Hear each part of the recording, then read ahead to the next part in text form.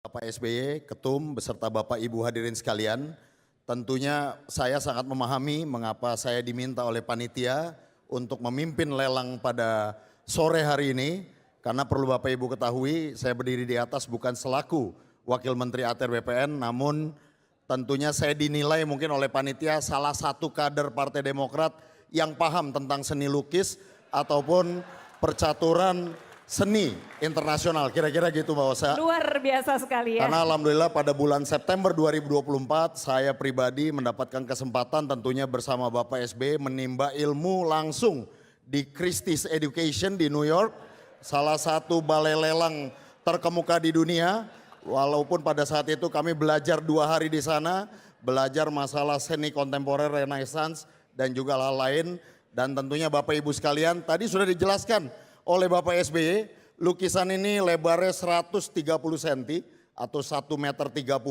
Kalau di ballroom ini mungkin terlihat agak kecil, tapi saya yakin di ruang tamu Bapak Ibu ini pasti terlihat besar. Tingginya juga 80 cm dan tentunya ada beberapa alasan kenapa lukisan ini harus Bapak Ibu miliki. Yang pertama tentunya karena nilai kemanusiaan.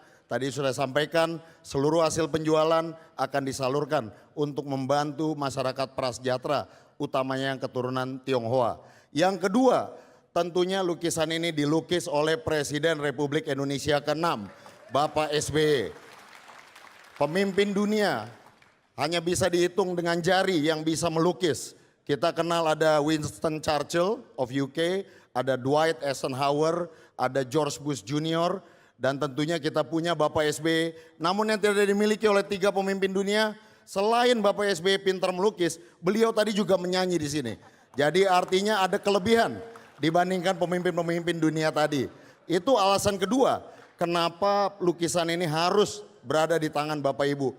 Yang ketiga, saya 10 tahun menjadi staf pribadi Bapak SBY sangat memahami. Pada saat Bapak SBY memulai melukis pada tahun 2021, banyak sahabat-sahabat beliau datang ke Cikeas. Ratusan lukisan telah beliau hasilkan. Banyak dari sahabat itu yang meminta, bahkan menawar dengan harga tinggi. Tapi Bapak SBY sangat jarang untuk melepaskan lukisan tersebut. Makanya saya termasuk kaget tadi pada saat disampaikan panitia bahwa Bapak SBY menghibahkan lukisan beliau untuk dilelang. Untuk itu kesempatannya hanya hari ini untuk bisa didapatkan oleh bapak-bapak dan ibu-ibu sekalian. Karena kita tahu Bapak SBY kondisi dunia saat ini sedang tidak baik-baik saja. Saya pikir Pak Hermanto juga paham kondisi global geopolitik.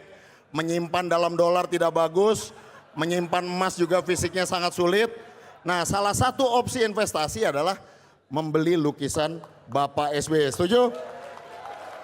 Dan tentunya saya juga paham Bapak Ibu sekalian, dari ratusan lukisan Bapak SBY, saya bisa menghitung dengan jari tangan saya lukisan-lukisan yang ada hewannya yang dilukis oleh Bapak SBY.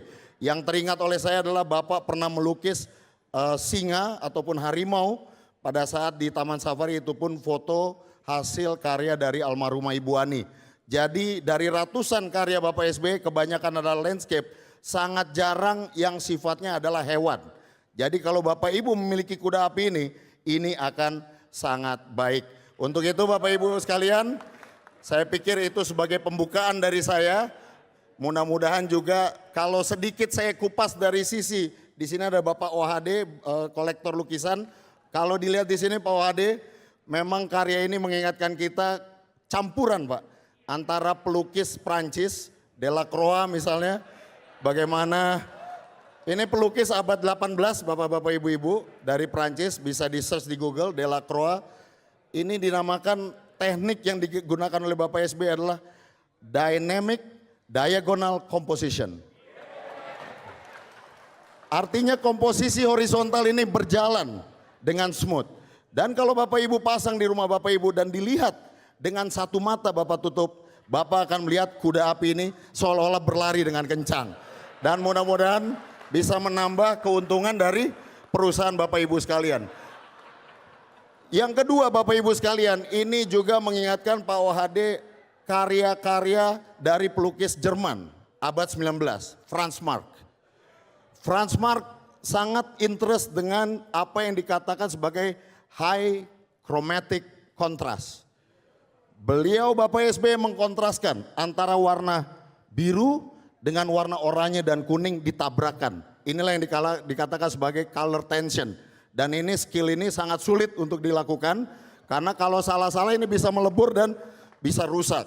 Dan terakhir ini mengingatkan kita akan karya dari, kalau Bapak Ibu sekalian ingat, Vincent van Gogh. Pelukis dari Belanda. Kalau Bapak Ibu ingat Starry Night. Starry Night.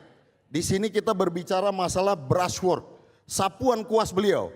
Bagaimana beliau berdansa dengan sapuan kuasnya. Kalau kita lihat Starry Night, diputar-putar oleh Vincent van Gogh menghasilkan satu komposisi warna.